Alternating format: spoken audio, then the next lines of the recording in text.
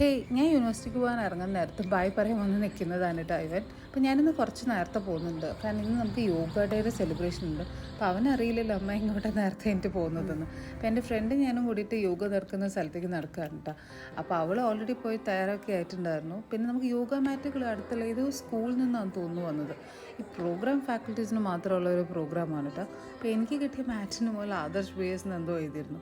Actually എനിക്ക് യോഗ മാറ്റ് ഉണ്ട്. എൻ്റെ യോഗ മാറ്റ് എനിക്കിന്ന് കൊണ്ടുവരാൻ പറ്റിയില്ല. I don't take my car today.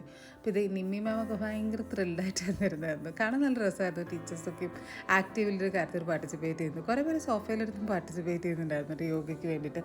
എനിക്ക് യോഗ ഞാൻ കുറേ കാലമായിട്ട് ചെയ്യുന്നുണ്ടായിരുന്നു. പക്ഷേ പ്രഗ്നൻ്റ് ആയിട്ട് ഒരു 3 months തൊട്ട് പിന്നെ ഞാൻ യോഗ ചെയ്തിട്ടില്ല.